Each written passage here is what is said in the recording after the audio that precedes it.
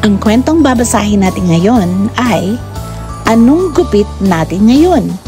Kwento ni Russell Molina at ginuhit naman ni Hubert Fuchsio. Handa na ba kayo? Tara na, basahin na natin. Sikat na barbero ang tatay ko. Araw-araw ay mahaba ang pila sa kanyang barberya. Kahit ang mga tao sa kabilang bayan ay dumadayo pa sa amin para magpagupit sa kanya. May magic daw kasi ang mga gunting niya. Anong gupit natin ngayon? Yan ang laging bati niya, sabay pagpag ng puting kapa.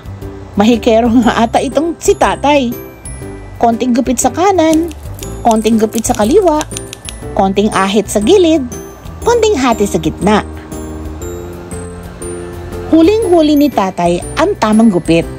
Ang bawat hiblay sumusunod sa utos ng kanyang suklay. Walang naliligaw. Lahat pantay-pantay. Malaking ngiti ang kadalasan nakikita ko sa salamin tuwing patapos na si tatay at naglalagay na ng pulbo. Ang galing talaga ng tatay mo, iho! Pahangang sinasabi ng mga parokyano. Kuwang-kuha niya ang gusto ko. Masaya ang lahat ng ginugupitan ni tatay. Maliban sa akin. Ayaw na ayaw ko kasi sa gupit ko. Kung titignan nyo ang mga litrato ko'y maintindihan nyo ako. Iisa lang kasi ang itsura ko. Para akong may bao sa ulo. Simula baby pa lang ako'y ganito na ang gupit ko. Hindi na napalitan. Hindi na nagbago. Kahit na anong gawin kong suklay at ayos dito'y bumabalik pa rin sa dating anyo. Madalas tuloy akong mapakamot ng ulo. Bakit kaya hindi ako tinatanong ni tatay ng anong gupit natin ngayon? Di lang iisang beses ko naisip ang isasagot dito. Minsan naisip kong pahabain ang aking patilya. Mahabang mahaba. Para pwede ko nang kabitan ng mga saranggola. Ang sarap siguro mabisikleta habang may sumasayaw-sayaw na mga buka-buka. Kung makapal at kulot naman, lagi na akong may dalang unan.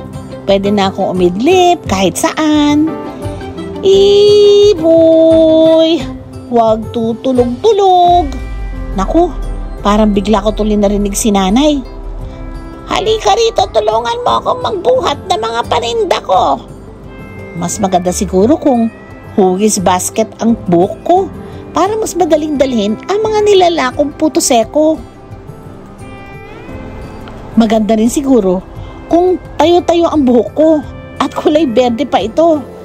Bidang-bida ako sa taguan dahil walang makakahanap sa akin pag nagtago na ako sa mga damo. Sandali, sa barbero ba ako pupunta o sa hardinero? Nakakita ka na ba ng pugad sa ulo? Sabi kasi ng kaklase ko, yun ang uso. Yung magulong-magulo at parang magkakaaway ang mga hibla ng buhok mo. Kinakabahan lang ako at baka may mahitlog na ibon dito.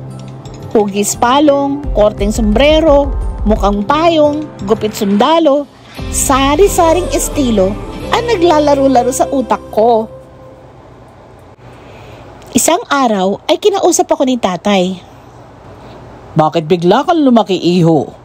Ang sabi niya sa akin habang kinukusot ang buhok ko. Dati-rati, di mo pa maabot ang silyang ito. Ngayon parang malalampasan mo na ako. Ang bilis talaga ng panahon. Hindi na baby ang anak ko. Pinaupo ako ni tatay sa silya at sinuutan ng kapa. Ang haba na ng buhok mo. Ang sabi niya. Anong gupit natin ngayon? Nagulat ako. Di tuloy ako nakasagot.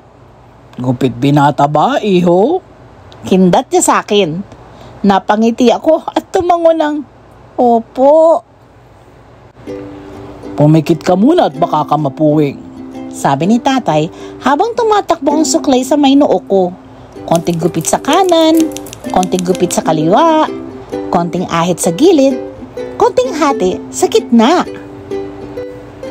Pagdilat ng mga mata ko'y nakita ko ang pinakamalaking ngiti sa salamin. May magic nga ang gunting ni tatay.